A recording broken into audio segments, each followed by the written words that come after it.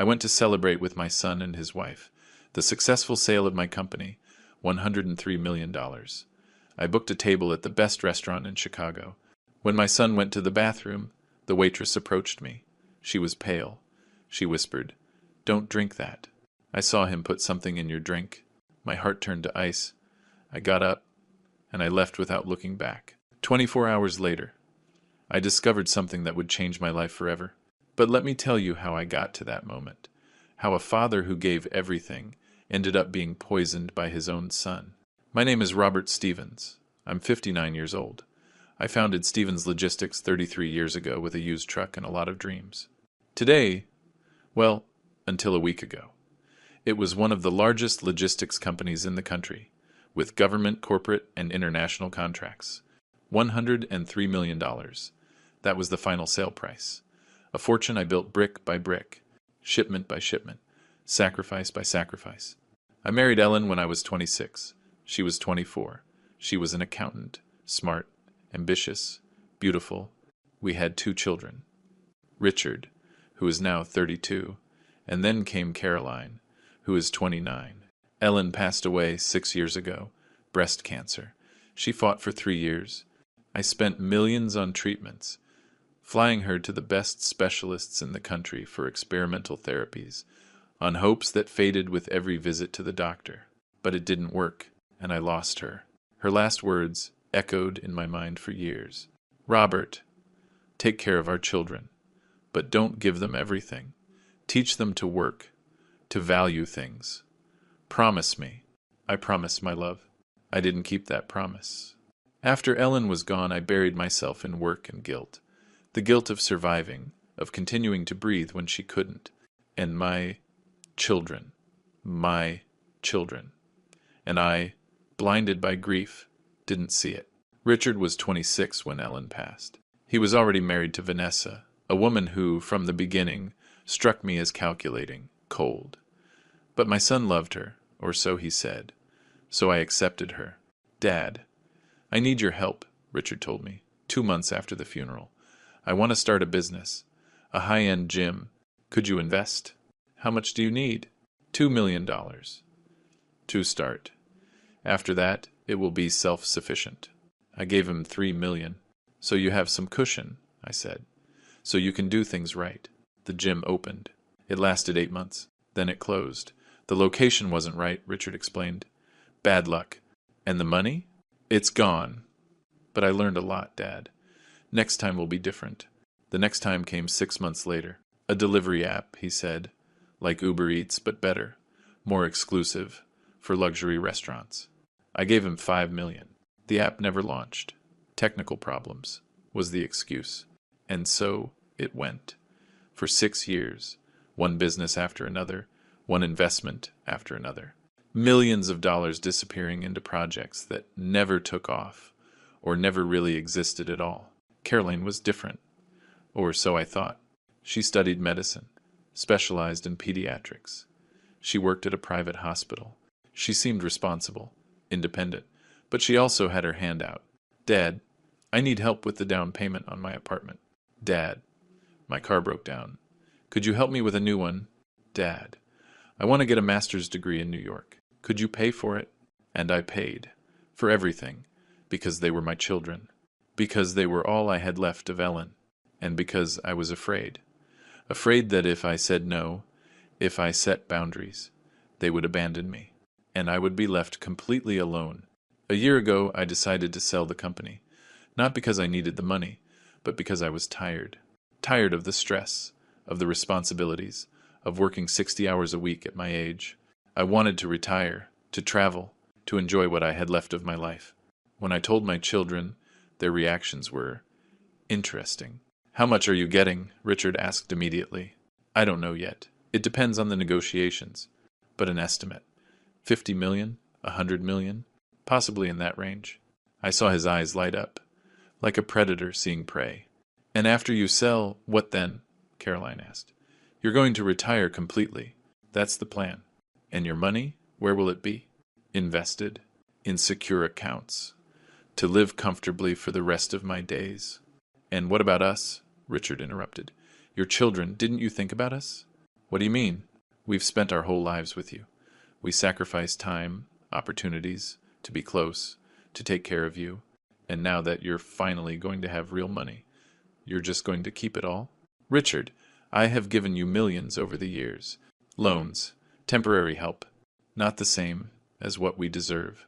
We are your heirs, your blood, and we deserve our share. Now, not when you're dead. That sounds terrible, Richard. It's the truth. Caroline and I have been talking, and we think you should give us an advance on our inheritance, now, while you can enjoy watching us be happy. And how much would this advance be? 50 million. Each. 100 million total. You keep the rest to live on. I was speechless. They were planning how to divide my money before I even had it, before I had even signed the sale documents. Let me think about it, I said finally. But they both tensed up, as if that wasn't the answer they expected. The sale negotiations took 8 months. They were complicated, with multiple interested buyers, with offers and counter-offers. But finally, we reached an agreement. $103 million. The day I signed, my children were there, at the lawyer's office, even though I hadn't invited them. They just showed up. We wanted to be here, Caroline said, for this historic moment, to support you, Dad. But their eyes didn't show support. They showed greed. I signed the documents. The money was transferred to my accounts. And, in that moment, my life changed. From an active businessman to a retired man with a huge fortune. Dad, we have to celebrate, Richard said after the signing. Let's go to dinner. You, me, Vanessa, and Caroline, as a family, to celebrate your success. I don't know if I'm in the mood. Dad, please. It's important. We need to talk. About the future. About plans. About us. Something in his tone made me uncomfortable, but I agreed, because I still had that pathetic need for approval, to be loved by my children. I booked a table at the best restaurant in Chicago, one of the top-rated in the world. I wanted to do things right. If we were going to celebrate, we would do it in style. We arrived at 8 p.m. Private table. Perfect view. Impeccable service. Richard brought Vanessa. Caroline came alone. Her husband was working, she said. We ordered food. Drinks. Everything seemed normal, pleasant even. We talked about superficial things. The weather. Politics. Nothing important. But I felt tension, as if everyone was waiting for something. The right moment for something. After the second course of the tasting menu, Richard raised his glass. A toast, he said. To Dad, to his success, to the millions he earned, and to the family that always supported him. We clinked glasses. I drank. The wine was excellent, expensive, perfect. Dad, Caroline began, now that you've sold, now that you have the cash, we need to talk, seriously, about our future. Your future? The family's. Richard and I have been thinking, and we believe it's time for you to reorganize your finances in a way that benefits everyone. What does that mean? It means you should make the transfers now, while you're competent, while you can, to avoid inheritance taxes, to make sure your money goes where it's supposed to go. And according to you, where is it supposed to go? To us, your children, $50 million each. Like we said before, it's fair, it's equitable, and you'll have $3 million left to live on comfortably. $3 million is not enough to live the way I live now. Then, adjust your lifestyle. Richard chimed in. Dad, you're old. What do you need so much money for? You're not going to live another 30 years. Hopefully. Maybe 10 or 15. And $3 million is more than enough for that. Are you telling me how much time I have left to live? I'm being realistic. And Dad, if you don't do this voluntarily, we're going to have to take measures. What kind of measures? Vanessa, who had been silent until now, spoke. We have lawyers and doctors who can testify that your mental health is deteriorating, that you need a conservatorship, that you can no longer manage your own finances. That's a lie. My mind is perfectly fine. Is it? Caroline asked with a soft voice. Too soft. Dad, you've been forgetting things, confusing dates, repeating stories. I have never done that. Yes, you have. We have examples, witnesses, and, if necessary, We will present evidence to a judge, and we will have you declared incompetent, and then we will manage everything. Without your consent, my heart was pounding. This was an ambush, a coordinated plan, to rob me, legally or illegally. And if I try to fight, I said slowly, then things get difficult, Richard said. For everyone, but especially for you. Because, Dad, you're alone. There are two of us, with spouses, with lawyers, with resources. And you're just a lonely old man, with no family who really supports you. Who do you think is going to win? I need to use the restroom, I said, getting up. I needed space. Air, to think. Of course, Dad, Richard said with a fake smile. Take your time, think it over, and when you come back, we can sign some papers I brought, just preliminary documents. To start the process, I walked towards the restrooms. My legs were shaking, my mind was spinning. My own children were extorting me, threatening me, planning to steal everything. But I didn't make it to the restroom, because halfway there, Richard stood up. I'll go too, he said. I saw him walk towards me, but then he stopped, at our table, and I saw something that froze my blood. I saw him take something out of his pocket, a small vial, and I watched, as he, quickly, looking around to make sure no one was watching, they poured something into my drink, into my wine glass. Then he kept walking, as if nothing had happened, towards the restroom. I stood there, paralyzed. Did I just see what I thought I saw? My son had just put something in my drink. A waitress walked by, young, about 25. She looked at me with a strange expression, worried. Sir, she whispered, moving closer. Excuse me, I shouldn't be saying this, but I saw something. What did you see? I saw the man you're with, the young man. I saw him put something in your drink. I don't know what it was, but it wasn't normal. And I thought I should tell you. The world stopped. I hadn't imagined it. It was real. My son was poisoning me. Are you sure? Completely. I saw it clearly. He took out a small vial, poured something into your glass, and put it away quickly. Sir, don't drink that. Please. Thank you, I said in a broken voice. Thank you for telling me. Do you want me to call the police? No, not yet. But could you do something for me? Could you save that glass, without anyone touching it, as evidence, and give me your name and number, in case I need it later? Of course. My name is Allison, and yes, I'll save the glass, very carefully. Richard came out of the restroom, walking back to the table, smiling, as if he hadn't done anything. And in that moment, I made a decision. I was not going back to that table. I was not going to give them the chance to hurt me, to drug me, to do whatever it was they planned to do. I walked towards the exit, directly, without looking back. Dad! I heard Caroline shout. Where are you going? I didn't answer. I walked out of the restaurant. I hailed a cab, and I gave him my address. My phone started ringing immediately.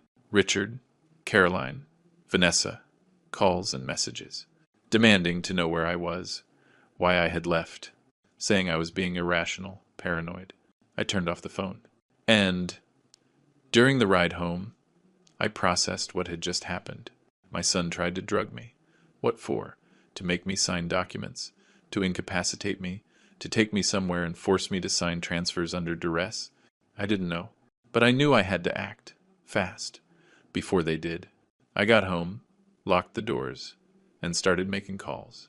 To my lawyer, to my accountant, to a private investigator I had used in the past for corporate matters. I need protection, legal, financial, and physical, if necessary. My children are attacking me, and I need to defend myself. The next 24 hours were the most intense of my life, and what I discovered would change everything. My lawyer, Mr. Morris, arrived at my house at 6 a.m. the next morning. He had worked all night, is reviewing my accounts, my documents, everything I had given him access to. Mr. Stevens, we have problems, serious ones. Tell me, your children have been preparing this for months, maybe years. I found petitions for a declaration of incompetence that were filed 3 months ago. signed by 2 doctors who supposedly evaluated you. No doctor has evaluated me. Not recently. I know. That's why they're fraudulent. The doctors exist. But when I contacted them this morning, both denied having evaluated you. Someone forged their signatures, or they were paid to sign without seeing you. And those petitions are active. They were rejected for lack of evidence. But your children can try again, with more evidence. Or with fabricated evidence. Like what?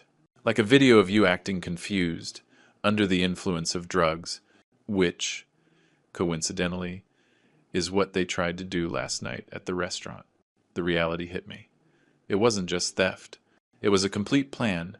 Drug me, record me acting erratically, use that as evidence of incompetence, get a legal conservatorship, and take everything. What else did you find? Transfers from your corporate accounts, small ones, 5,000 here, 10,000 there. Over the last 2 years, they add up to almost $8 million. Who authorized them? Richard. He has access to some of your accounts. Remember when you gave him limited power of attorney 2 years ago to help with paperwork? I remembered. Richard had convinced me it was necessary, to speed up payments, to not bother me with every little detail. Well, he used that power to steal. Systematically, in small amounts so you wouldn't notice. Son of a... There's more. Caroline, too. She has access to one of your corporate credit cards. For medical emergencies, you said. She has spent over $3 million in the last 18 months. On jewelry, trips, expensive restaurants. Nothing medical. $11 million. Stolen. By my own children. While I trusted them. While I thought they were looking out for me. And, can I get it back? We can try. But it will be a long and expensive legal battle. And they will probably claim they were loans. That you authorized the expenses. Their word against yours. And, the glass, the one the waitress saved. I already sent someone to pick it up. We're taking it to a private lab for analysis. We'll know what they put in it within 24 hours. But, Mr. Stevens, this is evidence of attempted poisoning. You could press criminal charges. Against my own son. Against someone who tried to drug you, who has been stealing from you, who plans to take everything from you. The fact that he's your son doesn't change the severity. He was right. But the idea of putting Richard in jail, it was too much. He was still my son. Despite everything, the private investigator, a man named Arthur Vance, arrived 2 hours later, with a thick file. Mr. Stevens, I did what you asked. I investigated your children thoroughly. And I found some interesting things. Show me. He opened the file. Photos. Documents. Bank records. Richard Stevens. Your son is in debt up to his eyeballs. He owes $18 million to various creditors, mainly casinos. He has a gambling addiction. He's been betting heavily for 5 years, and losing. Casinos. Yes, and not just legal ones, illegal ones too. Underground betting rings, where people who don't pay, well, they suffer nasty consequences. He showed me photos of Richard going in and out of places that were clearly not legitimate businesses, with people who looked dangerous, and all the money I gave him, the millions for his businesses. It went straight to paying gambling debts. None of the businesses ever really existed. It was all a lie. To get money to keep gambling. And Vanessa knows. And in fact, she has problems too. Credit card debt. Over $5 million. On compulsive shopping. Designer clothes, handbags, jewelry. She's living far beyond her means. So they are both desperate for money. Exactly. And with you selling your company for over $100 million, they saw their chance to clear all their debts, to live the life of luxury they want, and they are willing to do whatever it takes to get it. And Caroline? The investigator switched sections in the file. Caroline is different, but not better. She and her husband, James, are having serious marital problems. He wants a divorce. And, in a divorce, she would lose a lot. The house is in his name. The investments are too. She technically has almost nothing. And that's why she needs my money? She needs financial security. And she's willing to betray her father to get it. In fact, I found emails between Caroline and Richard, planning this, coordinating, deciding how much to take from you, how to do it. It's all documented. Can I see those emails? He showed me his laptop, and there they were. Emails from my 2 children, talking about me, as if I were a problem to be solved, an obstacle to be removed. Dad is stubborn. He's not going to give it up voluntarily. Then we force him, legally or not. And if he resists, we have plan B. You drug him. You record him. Evidence of incompetence. And then legal conservatorship. And if that doesn't work, then plan C. But I'd rather not discuss that in writing. Plan C. What was plan C? I didn't want to know, but I could imagine. There's something else, Arthur said. Vanessa has a lover, a lawyer specializing in family law, specifically in conservatorship and incompetence cases. Guess who? Who? Mr. Ramirez. The same lawyer who filed the incompetence petitions 3 months ago. It all clicked. Richard and Vanessa weren't just planning to rob me. They were working with a corrupt lawyer, who was also Vanessa's lover. It was a complete conspiracy. You have proof of the relationship? Photos, videos, hotel records, everything. Good. Save all of it. We're going to need it. I spent the day organizing my defense, changing all my passwords, closing accounts that Richard or Caroline had access to, opening new ones in different banks, transferring my money into structures that only I controlled. Mr. Morris prepared documents, revocation of all powers of attorney, restraining orders, and a preemptive lawsuit before they could attack.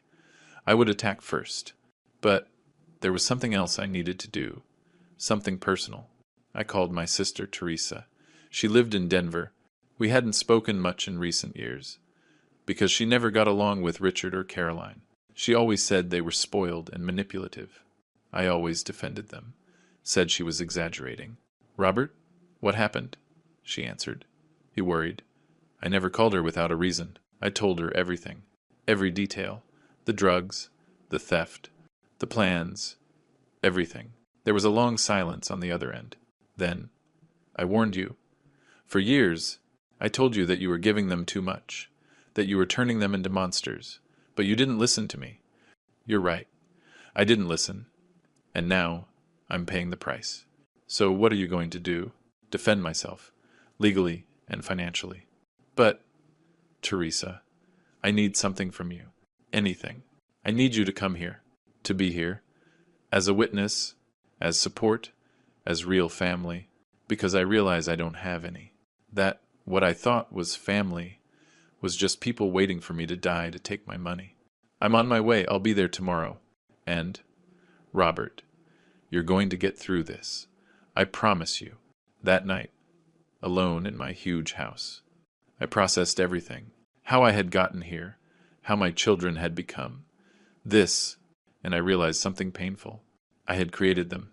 I had taught them that money was more important than values, that they could have everything without working, that Dad would always rescue them, would always pay, with no consequences. And now, those terrible lessons were coming back to destroy me. At 11 p.m., my phone rang. Unknown number. I hesitated to answer, but I did. Dad? It was Richard, but his voice was different, aggressive, no pretense. What do you want? I want you to stop playing games. I know you closed the accounts. I know you changed the passwords. And I'm warning you. That was a mistake. Are you threatening me? I'm telling you the truth. We are going to get that money, one way or another. And the harder you make this, the worse it's going to be for you. I'm not afraid of you anymore, Richard. You should be. Because, Dad, you're alone. And there are many of us. And we have lawyers, doctors, people who will do anything for money. And you're just a stubborn old man who doesn't know when to give up. I'm not giving up. And you are not going to see a single dollar of my money. Then, we'll take it. And you'll end up in a nursing home, declared incompetent, with no control over anything, thinking about how it all could have been different if you had just cooperated. Try it, and you'll see what happens. Oh, we're going to try. In fact, we already are. Tomorrow, you're going to receive papers for a new incompetence petition with more evidence, more doctors, more witnesses. And this time, it's going to work. And the evidence that you tried to drug me Is that going to help your case too? Silence. Then. You have no proof of anything.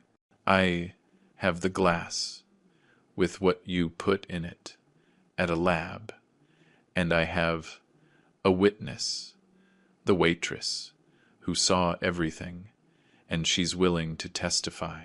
More silence. I could hear his rapid breathing. That doesn't prove anything. It could be anything. Medication, something to help you relax. So, you admit you put something in it? I don't admit anything. But Dad, if you keep going down this path, if you press charges, if you make this public, you're going to regret it. Because we will destroy your reputation. We will tell stories about how you abused us as children, how you exploited us, how you were a terrible father. And people will believe us, because children are always the victims. Parents are always the villain. Do whatever you want. I don't care what people think anymore. And Caroline? You don't care about her either? Because she's in this too, and if you attack us, you destroy her too. Caroline made her decision, just like you, and you will both live with the consequences. You're a bad father. You know that, right? A bad father who only cared about his company, his money, never about us. If that's what you need to believe to justify what you did, go ahead. But the truth is, I gave you everything, everything, and you paid me back with betrayal. I hung up and turned off the phone again. The next morning, Teresa arrived with 2 suitcases. I'm staying as long as it takes, she said, hugging me, until this is over. Thank you. Do you have a plan? Yes. But it's going to be ugly, very ugly. Good. Let it be ugly. Your children declared war on you. It's time you fought back.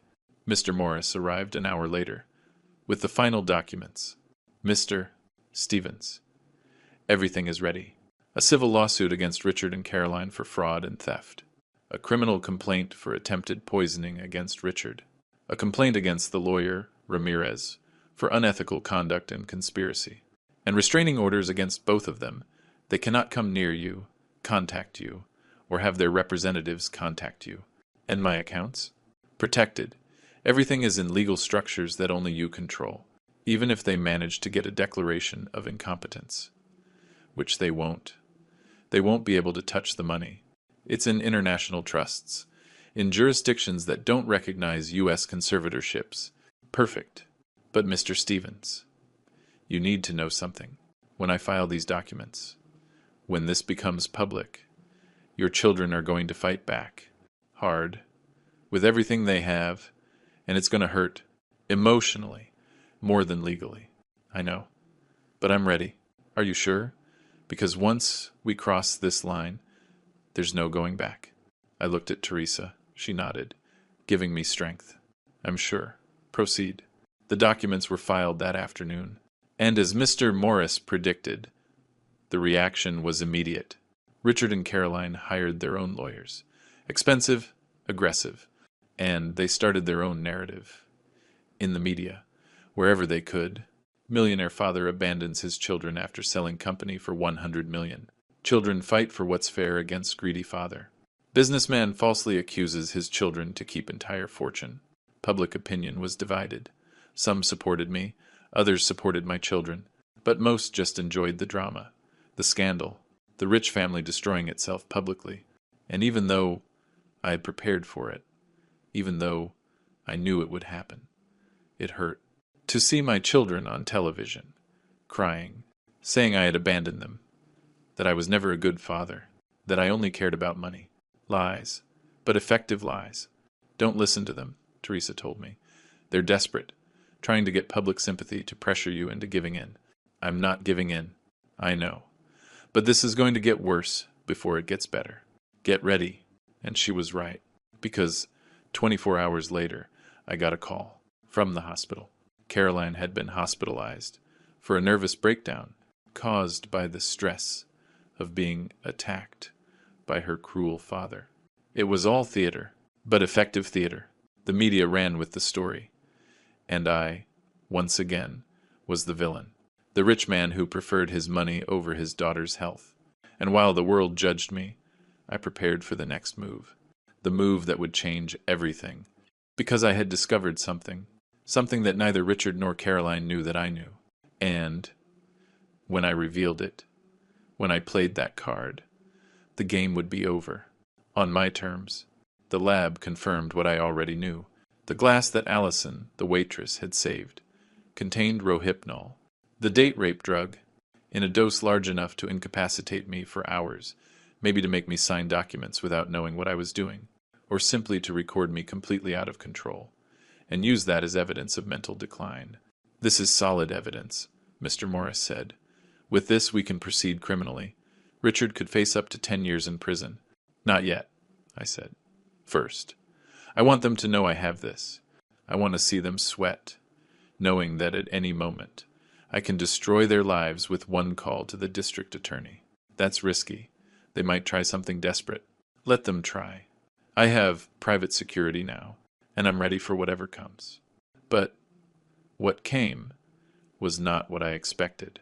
3 days after filing the lawsuits, I received a visitor, not from my children, but from someone I hadn't seen in years.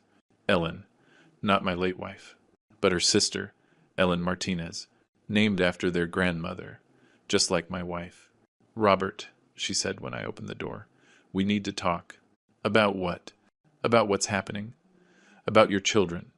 About Ellen, my sister, your wife. I let her in. We hadn't spoken much since the funeral. She lived in Ohio. She had her own life. But she had always been close to Richard and Caroline when they were children. What do you know? I asked. I know what everyone knows. What's in the news? Your son and daughter saying you're a monster. You saying they robbed you. And both sides hating each other publicly. It's not that simple. I know. That's why I came. Because Richard called me, crying, saying he needed to talk to me, and I went to see him. And what did he tell you? He told me his version. That you changed after selling the company. That you became paranoid. That you're accusing them without proof. That you're surrounded by people filling your head with lies about your own children. And you believed him. No, because your sister Teresa called me, and she told me the other version, with proof, with documents, with everything. And I came to hear your side. Because Ellen, my sister, made me promise something before she died.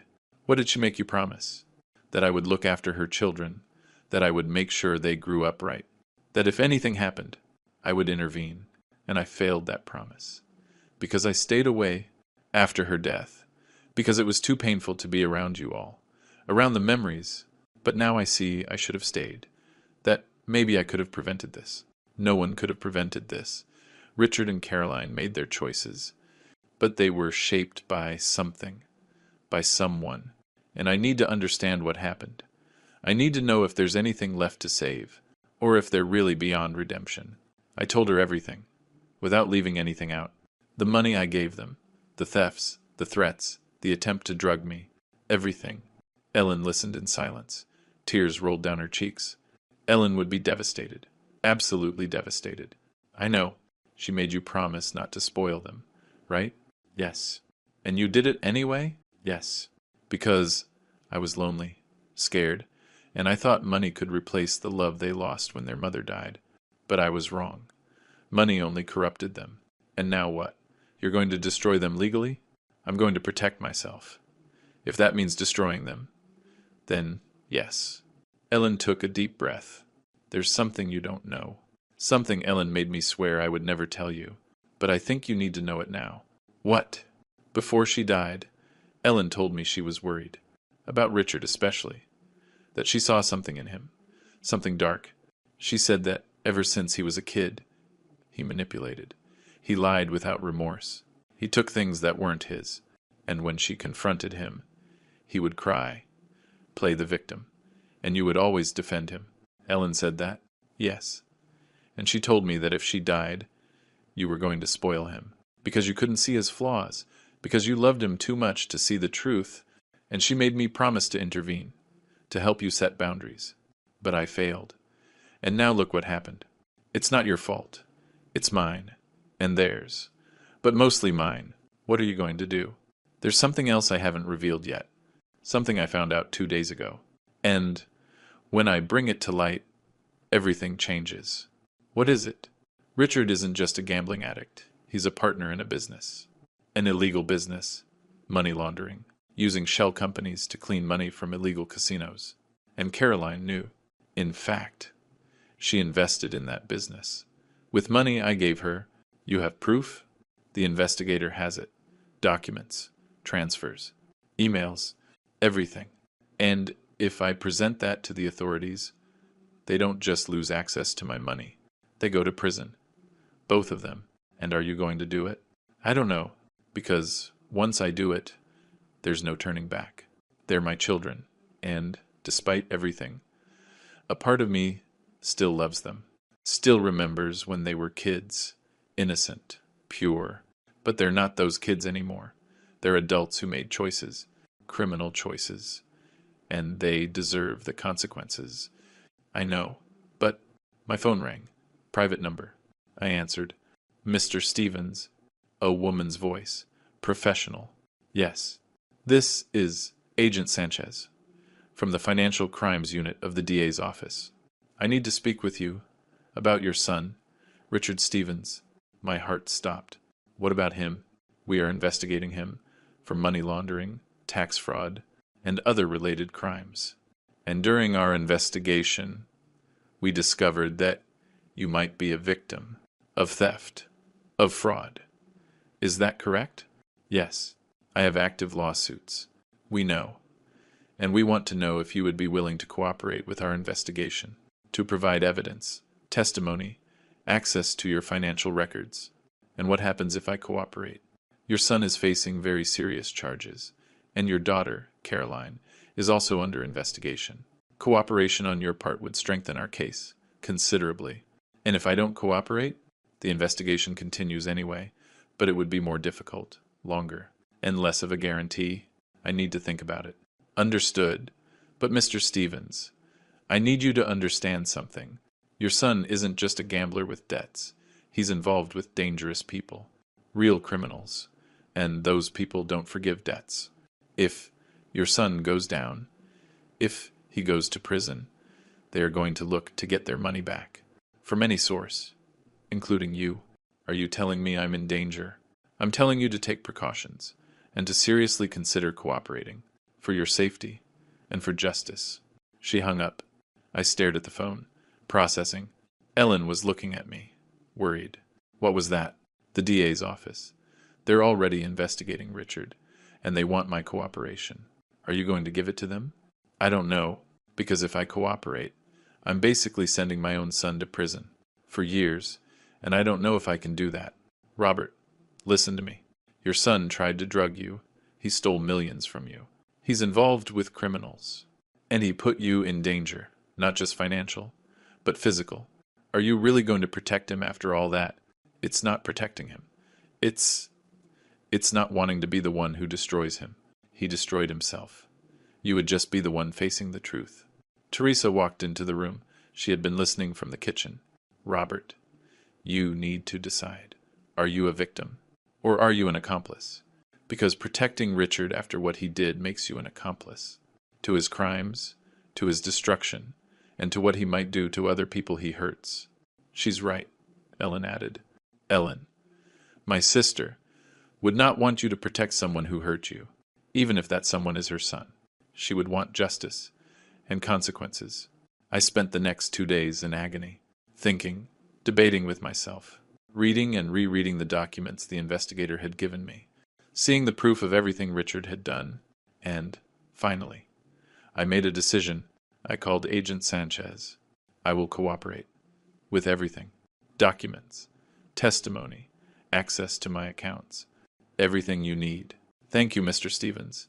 This makes a huge difference. When do you need me to come in?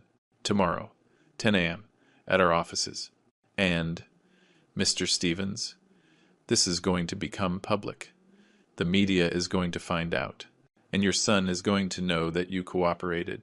Be prepared for the consequences. I'm already prepared, but I wasn't. Because that night, at 11, my house was attacked. I heard the noise first, glass shattering, the alarm blaring, and then shouting. The security guards responded immediately. They stopped the intruders before they got inside. 3 men, masked, with weapons. The police arrived in minutes. They arrested them. And when they took off their masks, one of them was known. He worked for one of the illegal casinos where Richard owed money. The other two as well. Career criminals. Who sent you? The officer asked. Nobody. We just wanted to rob the place. A lie. This house has visible security. Alarms. Guards. Nobody tries to rob this place unless they have a specific purpose. Who sent you? None of them spoke. But they didn't need to. Because when they checked their phones, the investigators found messages from a number I knew, Vanessa's number, Richard's wife. They weren't just robbers, they were thugs, sent to scare me. Or maybe for something worse. Agent Sanchez arrived that morning. Mr. Stevens, this changes everything.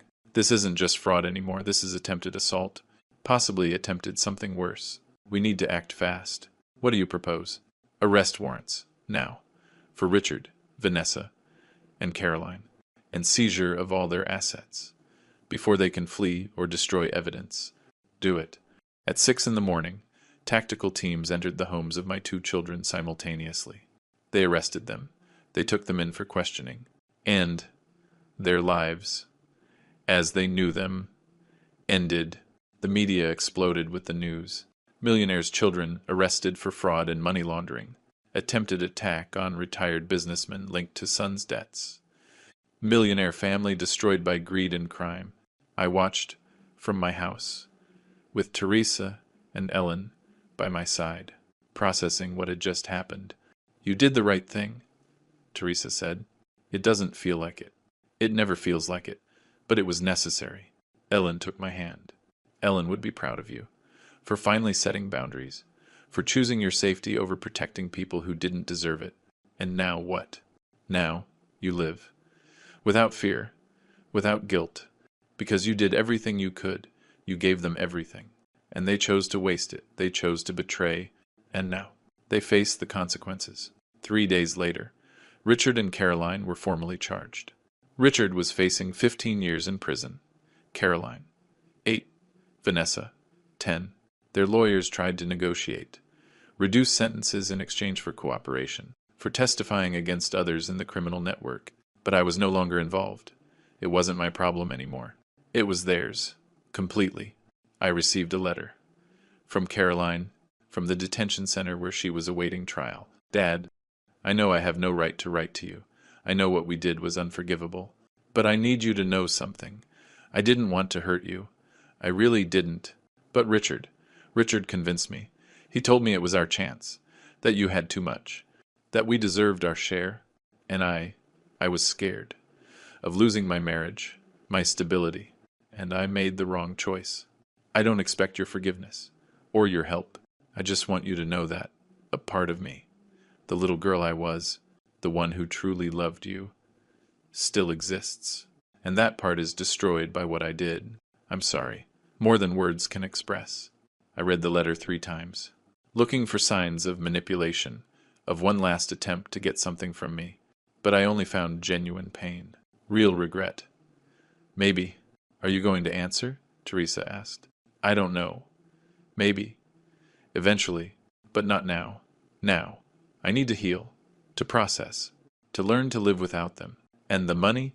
The 103 million? It's still there. Protected.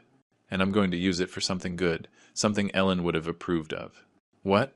A foundation to help victims of family financial abuse, to give legal support to seniors being exploited by their children, so that no one else has to go through what I went through. Ellen would love that. I know. And it's the only way I can make sense of all this. To turn my pain into something useful, into protection for others. 6 months after the arrests, my life had found a new rhythm. It wasn't the life I had imagined when I sold my company. It wasn't celebrations with family. It wasn't trips with my children. But it was a life with purpose, with dignity, with a peace that I hadn't felt in years. The Ellen Stevens Foundation was officially launched in March, with offices in Chicago, Miami, and Denver.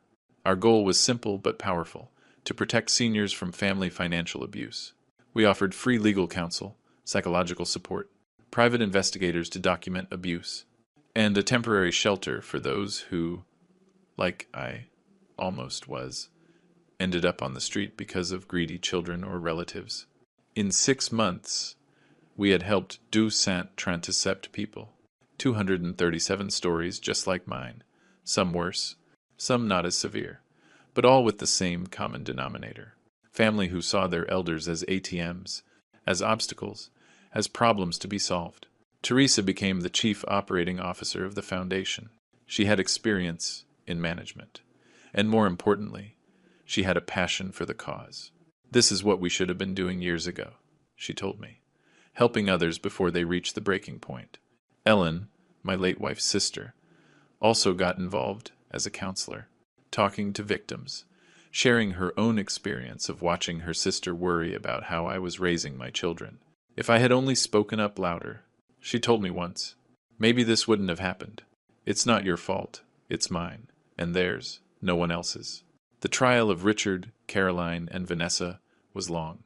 3 months of testimony, evidence, witnesses. I had to testify. 2 full days on the stand, telling everything, from the beginning to the attempt to drug me, to the attack on my house. It was exhausting, emotionally devastating, but necessary. Richard looked different, thinner, with deep dark circles under his eyes, without the shine of confidence he always had when our eyes met. I saw something. Regret, hatred, I couldn't tell. Caroline cried constantly. Her lawyer argued that she had been manipulated by Richard, that she was a victim as much as I was, that she deserved leniency. Vanessa was different, cold, calculating until the very end, without a shred of visible remorse. The verdict came in June. Guilty, all 3, on all charges.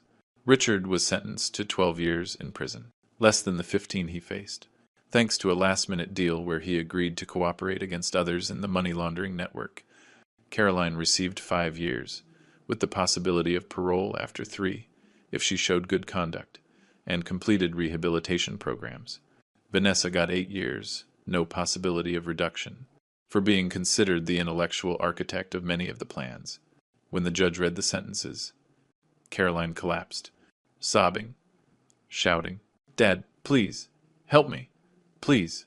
I just sat there, without moving, without responding, because there was nothing I could do, and even if I could, I wasn't sure I should. Richard showed no emotion. He just nodded, accepting his fate, or maybe just resigned to it. After the trial, reporters surrounded me, wanting statements, reactions, emotions. How does it feel to see your children go to prison? I feel relieved that there is finally justice, and sad because we reached this point. But most of all, I feel at peace because I did the right thing. I defended what I built, and I defended myself. Any message for other people in similar situations? Yes. Don't be afraid to set boundaries. Don't be afraid to say no. And don't be afraid to seek justice when you are betrayed. Even, especially, when the person betraying you is family. Because family isn't who shares your blood. Family is who respects you, values you, and would never intentionally hurt you. The clip went viral, millions of views, thousands of comments, most supporting me, some criticizing me for abandoning my children. But the negative comments didn't affect me anymore, because I knew the truth, and that was enough. A month after the trial, I got a call from the correctional facility where Caroline was, requesting a visit. I had ignored all the previous ones, but this time, something made me accept. I arrived on a Saturday morning. The facility was clean, but depressing.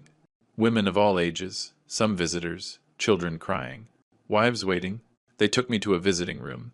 Caroline arrived minutes later, in a prison uniform, no makeup, her hair pulled back simply. She looked small, vulnerable, like the little girl she once was. We sat down, separated by a table, with a guard nearby. "Thank you for coming," she said in a soft voice. "I didn't think you would. I almost didn't. Why did you?" Curiosity. I wanted to see if there was anything genuine, or if it was just another manipulation. It's not manipulation, I swear. I just needed to see you, to talk to you, as a father and daughter, one last time, before years go by. "What do you want to say?" "Dad, I'm going to be here for 5 years, minimum 3. And when I get out, I'll be 34. My life will be completely changed. My career as a doctor is over. My marriage is over. Everything I knew is over. Consequences of your decisions. I know. And I didn't come to ask you to get me out. Not for money. Not for legal help. I came to ask you for something different. What? Forgiveness. Not to get out of here. Not to change anything. But so that when I get out, maybe, just maybe, we can try to rebuild something. Not what we had. That's dead. But something new. Something honest. Why should I give you that chance? You shouldn't. I don't deserve it. But Dad, I've had 6 months in here to think, to process, to go to mandatory therapy. And I finally understand. I understand the damage I caused, the betrayal, the pain. And I am ashamed. Deeply ashamed. Richard convinced you. That's what you said, that he manipulated you. And that was true. But only partially, because I chose to listen to him. I chose to participate. I chose to put my fear and my greed above your well-being. And that decision was mine. Mine alone. And I'm paying for it. And Richard? Does he feel the same? Caroline shook her head. I speak to him occasionally, on supervised calls. And no, he still blames you. He says you overreacted, that it was all your fault for being cheap, that he deserved that money. He hasn't learned anything. And you? I learned everything. That easy money destroys. That family is built on respect, not obligation. That real love has boundaries. And that when you cross those boundaries, the consequences are real. We sat in silence, processing. I looked for signs of a lie, of manipulation, but I only saw sincerity, genuine pain, real regret. I can't promise you anything. I said finally, I can't say I'm going to forgive you, or that we'll rebuild anything, because the damage you did was immense, and the trust you broke may never be repaired. I understand. But I can say this. I'm going to watch during these 3 years, or 5, or whatever it is. I'm going to watch how you behave. If you really change, if you keep your word, and at the end of that time, I'll evaluate, and maybe, just maybe, we can talk again. As people, I don't know if as father and daughter, but as people who share a history, that's more than I deserve. Thank you, Dad. Don't thank me yet, because this isn't forgiveness. It's just a possibility. A very small, very conditional possibility. I got up to leave, but before I walked out, Caroline said one more thing. Dad, there's something you need to know. About Mom, about Ellen. What about her? Before she died, she made me promise something. She made me promise that I would take care of you, that I wouldn't let you be lonely, that I would be the daughter you needed. And I failed that promise. Completely. And that's what hurts the most. I didn't just betray you. I betrayed her memory, her last wish. Tears were streaming down her cheeks. And for the first time, I saw my real daughter, not the greedy woman, but the little girl who lost her mother and then lost her way. Ellen loved you, I said softly. And yes, she would be disappointed. But she also believed in second chances. If you really change, if you become someone who honors her memory, maybe that will be enough. I left the prison with mixed emotions. Pain for what was lost, but also hope, small, fragile, but hope nonetheless. The next few months passed quickly. The foundation grew. Every week we helped more people, and every story reminded me why this was important, why my pain had to mean something. One day, a 5-year-old man came to our offices, crying. His daughter had kicked him out of his own house. She had cut off access to his accounts and was threatening to put him in a nursing home if he didn't sign everything over to her. I don't know what to do, he sobbed. She's my daughter. I love her, but she's destroying me. I know, I said. I went through the same thing. And I know exactly how you feel. But you're here, seeking help, and that means you still have strength. That you can still fight. How? I don't have money for lawyers. We provide you with lawyers. For free. And we help you protect what's yours.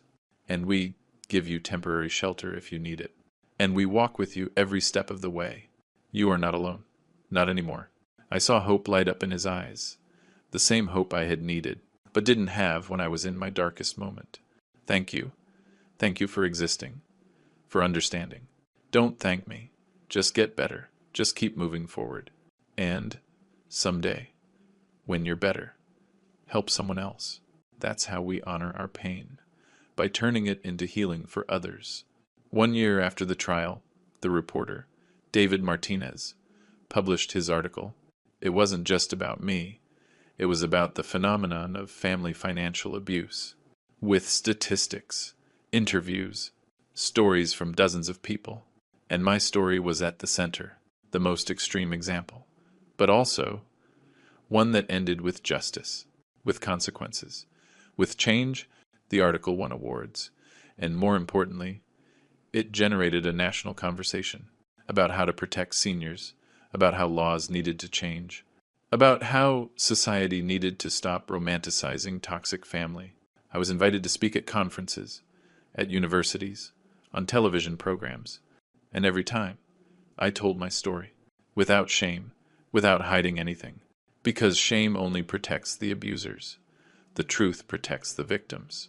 On one of those programs, a woman in the audience raised her hand.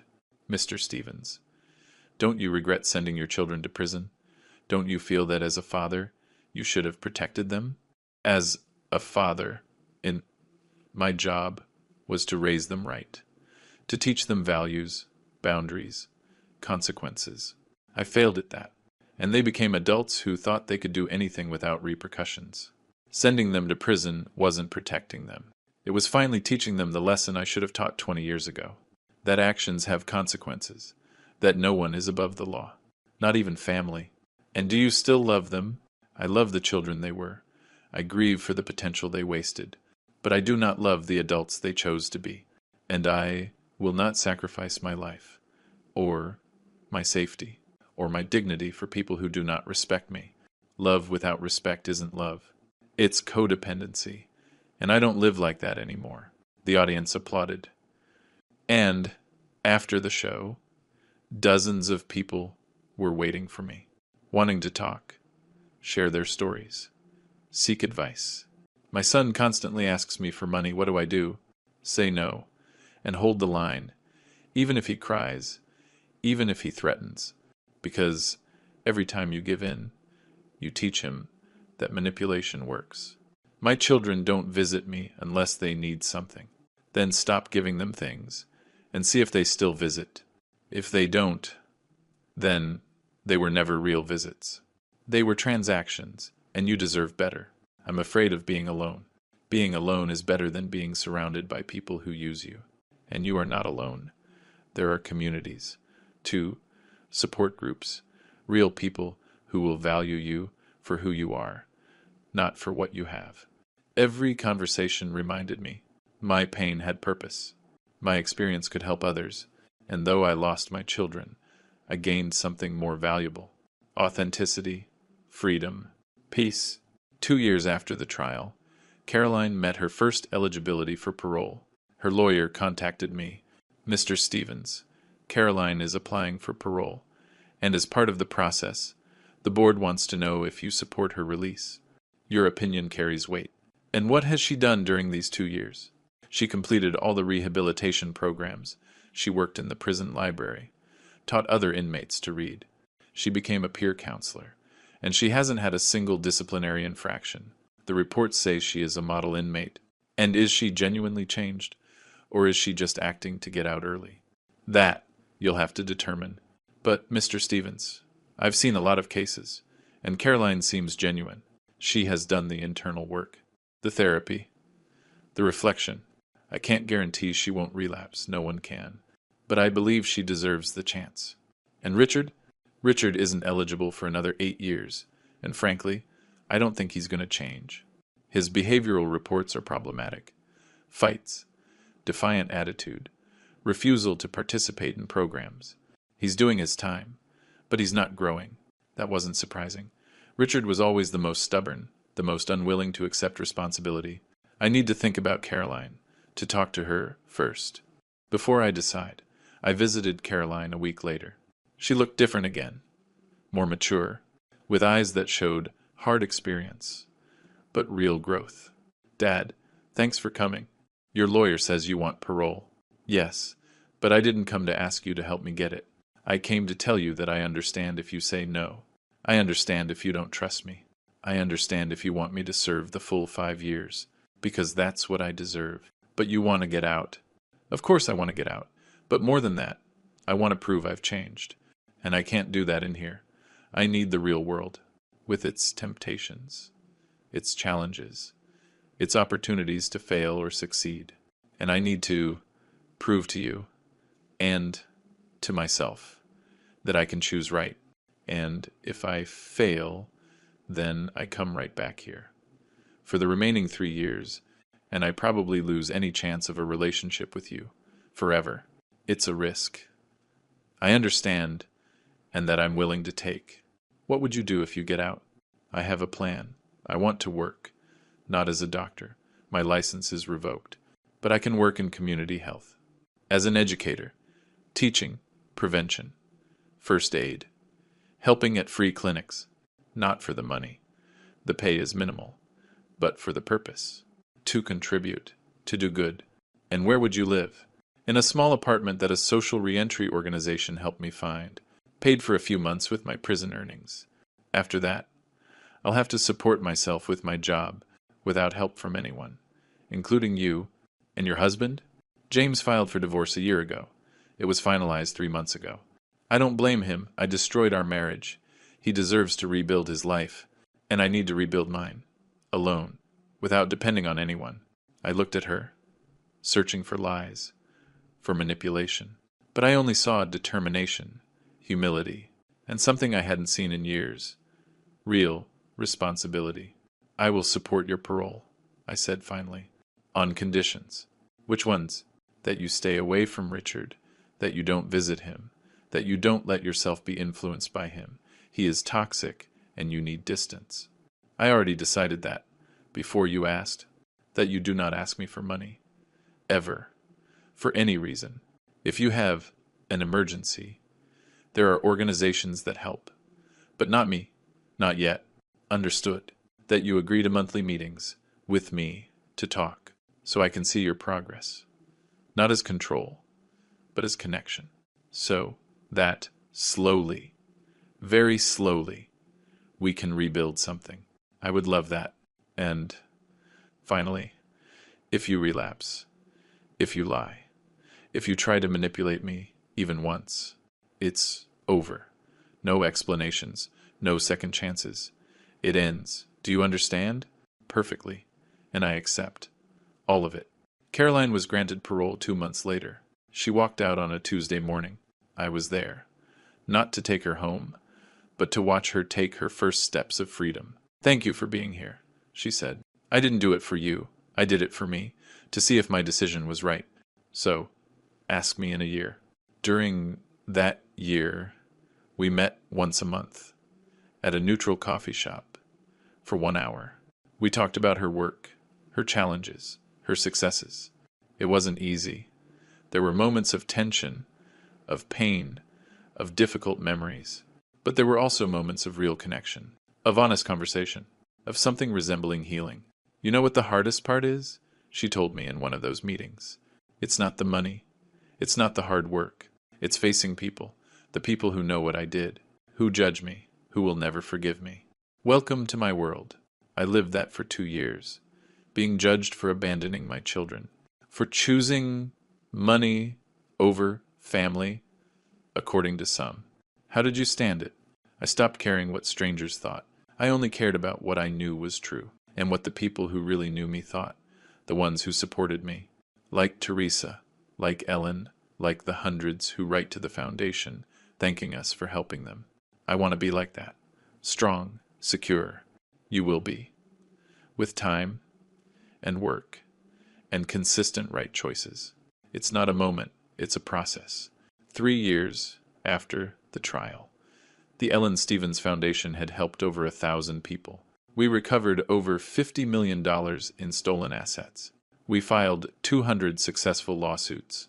And we changed lives, mine included. because in the process of helping others, I healed too. I learned that my value wasn't in the money I had, or the family I lost. It was in what I did with my experience, with my pain, with my second chance. Caroline completed her first year on parole without incident, working honestly, living humbly, and slowly, very slowly, earning my respect again. Not my full trust, that would take years more, but respect. Richard was still in prison. He still had 6 years left, and, according to reports, he hadn't changed. He refused to accept responsibility. He continued to blame me. He was still waiting for me to rescue him. I wouldn't, ever, because some people need to hit rock bottom, for real, and, for Richard. The pay, 6 more years in prison was his rock bottom. Maybe after that, just maybe, he would understand. But it wasn't my problem. It was his. On my 62nd birthday, I had a small dinner. Teresa, Ellen, some of the Foundation's team members. And for the first time, I invited Caroline. She hesitated. "Are you sure, Dad? I don't want to make anyone uncomfortable." "I'm sure. But Caroline, this doesn't mean everything is forgiven. It just means I'm acknowledging your progress, your effort, your change. It's more than I expected. Thank you." The dinner was nice, awkward at first, but nice. Caroline talked about her work, her plans, her goals, without asking for anything, without expecting anything, just sharing. And when she left that night, she hugged me. "Thank you for not giving up on me completely. I know there's still a long road ahead, but the fact that you're willing to walk, even part of it, means everything. Just keep showing me it was worth it," I said, every day. That night, alone in my house, I thought about everything that had happened, the last 4 years. From that dinner in Chicago where everything exploded, until now. I had lost so much. 2 children, at least temporarily, millions of dollars in theft, years of peace of mind. But I had also gained something invaluable: authenticity, the freedom to live without fear, without being used, and real purpose. The question I asked myself at the beginning was it worth it? Was it worth it to defend myself? Was it worth destroying my family to save myself? And the answer was complicated. Because I didn't destroy my family, they destroyed it. I just refused to be destroyed with it. And in that process, I found something better: a chosen family. People who valued me for who I was, not what I had. A purpose that went beyond accumulating money. And a peace that comes from knowing you did the right thing, even when it was the hardest thing. If you're listening to this story, if it resonates with you in any way, I want you to understand something fundamental. It is never too late to defend yourself. It is never too late to set boundaries. And it is never too late to choose your well-being over maintaining the appearance of a happy family. My son tried to drug me to rob me. My 2 children conspired to take everything from me. And when I stopped them, when I sought justice, the world judged me. Some called me a hero. Others called me a monster. But I am neither a hero nor a monster. I am simply a man who refused to be a victim, who chose to fight back, and who turned his pain into purpose. And if you are in a similar situation, if family is using you, is manipulating you, stealing from you, listen to me. You have the right to defend yourself. You have the right to say no. And you have the right to seek justice, even when that justice means consequences for people you love. Because love without respect is not love. It's abuse, disguised as family obligation. From Chicago, at 62 years old, and with a life rebuilt from the chaos, I wish you courage. The courage to recognize when you are being used. The courage to set boundaries. And the courage to live authentically, surrounded by people who truly value you. My son poisoned me, literally. And when I discovered his plan, I fled, saving myself. And then I fought, winning back not just my money, but my dignity. And although I lost the family I thought I had, I gained something better. The family I chose, and the freedom to live without fear. That, at the end of the day, is the only thing that really matters. Thank you for listening to my story. And if it helped you in any way, share it, because somewhere, someone else is going through the same thing. And they need to know that they are not alone, that there is hope, and that defending yourself isn't selfishness. It's survival, it's dignity, it's self-love, and we all deserve that.